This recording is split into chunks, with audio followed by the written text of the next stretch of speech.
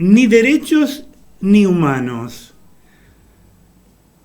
Miren, es tiempo de despolitizar la historia, de ponerle un cierre al pasado. La conclusión de la expresión ni derechos ni humanos no es mía, obviamente, pero es que los derechos humanos son fundamentales para vivir dignamente. Y es que, además, es responsabilidad de los ciudadanos, de las personas, defenderlos. Los derechos humanos son inherentes a la dignidad de todas las personas, sin importar si son civiles, de orden político, económico, sociales o culturales. Habrá que seguramente anotar en la cuenta de Javier Milei otra novedad: el uso de los derechos humanos como recurso electoral para exponer al kirchnerismo y polarizar. No olvidemos que estamos en un año electoral, porque, como acaba de apuntar acertadamente el conocido historiador italiano Loris Sanata, que 2x3 aparece opinando en alguno de los medios nacionales, cada vez que el kirchnerismo aparece, Milei se legitima. O sea, le hacen anotar un poroto en la senda electoral. El presidente usó la fuerza del adversario en contra del propio adversario, que por estar tan desparramado y dividido, a veces es tomado por sorpresa. Respondió al desafío de la marcha del lunes con una acusación, no con una actitud pasiva o de defensa. Le disputó el escenario al kirchnerismo e incluso a la izquierda, algo a lo que ningún otro gobierno antiperonista se había animado a hacer. ¿Y cómo fue esto? El mismo día en que la militancia liderada por Cristina Kirchner y bajo sus propias órdenes y estrategia salió a marchar, difundió un mensaje según el cual la violencia de los años 70 tenía dos responsables, y que mientras los militares habían sido condenados y encarcelados, los jefes de las bandas terroristas habían quedado impunes por la protección de la dirigencia política. No alegó ni polemizó, simplemente difundió imágenes de hechos reales. Los sangrientos enfrentamientos de hace medio siglo han sido desde su origen manipulados con fines políticos.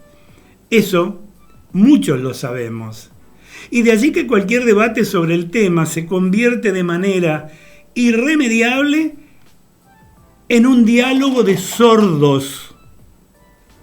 El caso más obvio es el de número de desaparecidos. El hecho histórico es que no hubo 30.000, pero el kirchnerismo lanza diatribas flamígeras contra cualquiera que se atreva a desafiar ese potente mito político y lo acusa de negacionista y de genocida aún. El video difundido por la Casa Rosada en la madrugada del mismo lunes apuntaba a esa reacción que se produjo en todos los medios y en todas las redes. Los simpatizantes de Cristina Fernández de Kirchner y feroces antilibertarios defendiendo a la guerrilla, mientras se exhibían las imágenes de las atrocidades cometidas por aquello que se llamaban formaciones especiales peronistas, la AAA, Montoneros y de la guerrilla del ERP. Algunos vivimos esos hechos y por lo tanto no fue novedoso. Otros se sorprendían. sobre todo los sub 50. Eso se llama correr el eje de la cuestión. Los opositores pasaron del planteo victimista a la justificación de la barbarie. En realidad, al posteo oficialista le faltó una mínima revisión del contexto histórico de la violencia setentista, tal vez porque, como a los K, Milei prefiere dejarle la verdad a los historiadores. El video termina justo el 24 de noviembre de 1976. Es cierto, lo que se quería exponer es lo que había sucedido hasta ese momento, pero hubiese sido un poco más decoroso hacer alguna alusión a lo que vino desde el 76 hasta el 83. Miren, su métier, el del gobierno, es otro. Es juntar votos. La escalada de aquella época comenzó con el agotamiento de la Revolución Argentina, el ingreso de grupos subversivos, católicos, nacionalistas, guevaristas, al peronismo de la mano de Juan Perón, el famoso entrismo, como se llamó, y los militares jugando a una interna que terminó con la vuelta del ex tirano prófugo, entre comillas, al país, el tiroteo de Seiza, capaz ustedes no lo saben, la expulsión de los montoneros de la plaza, la AAA y la CGT cazando zurdos por la calle a diestra y siniestra. Bueno, fue una lucha de poder que se dirimió a los tiros. No una guerra sucia, ni una guerra revolucionaria. Pongámosle el nombre. Fue una guerra de cuadros que la mayoría abrumadora de la población miró desde afuera, desde la tribuna, y en la que la guerrilla no consiguió la menor penetración social. Nadie les pidió esa supuesta revolución. Y muerto Perón y desalojada su viuda de la Casa Rosada, los militares continuaron masacrando cuadros subversivos que ya no significaban un peligro real. Lo hacían en venganza de la amnistía camporista del 25 de mayo de 1973, que había liberado a muchos asesinos de policías y militares, y civiles inclusive. Eso no volvería a suceder. Con la democracia, las manipulaciones de la violencia sesentista persistieron. Raúl Alfonsín tuvo el coraje, la valentía de juzgar a las juntas militares, pero cuando empezaron los alzamientos en los cuarteles, dio marcha atrás mediante las leyes de punto final y obediencia debida. Se equivocó. Se equivocó también en eso. No lo volteó el ejército, sino la inflación, ayudada por gran parte de los cegetistas y del peronismo.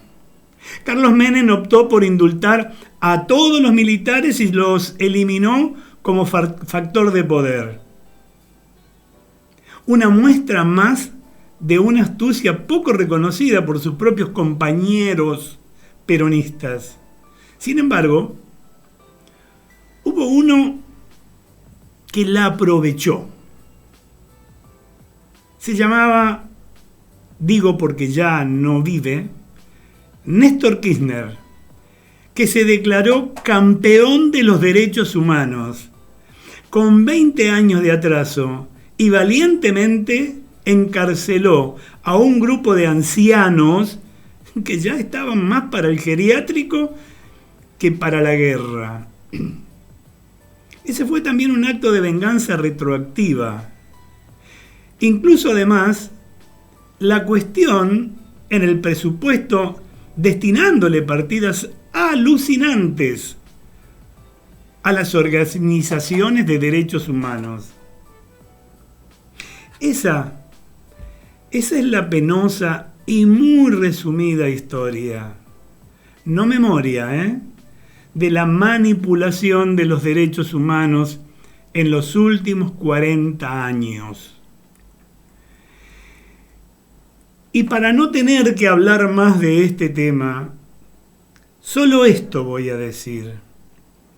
Miren, algunas personas, las menos, pero merecen todo mi respeto, cuestionaron mis comentarios sobre la conmemoración del 24 de marzo, Día de la Memoria por la Verdad y la Justicia. Los que hice el viernes de la semana pasada y lo que hice el martes. Insisto, solo esto voy a decir al respecto. La historia no puede seguir siendo utilizada como una herramienta política para mantener privilegios y manipular conciencias. Argentina necesita una reconstrucción honesta de su pasado, que reconozca todas las responsabilidades y no silencie a miles de víctimas por no ser funcionales al relato de turno. No hubo santos, ni demonios absolutos. Hubo una guerra interna con actores violentos en ambos bandos.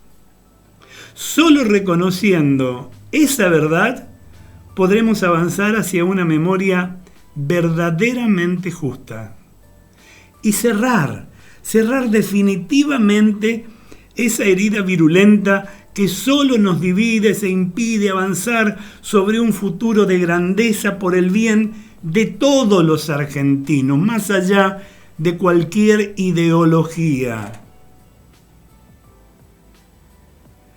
Si en otras naciones vecinas se pudo, lo lograron, nosotros también podemos.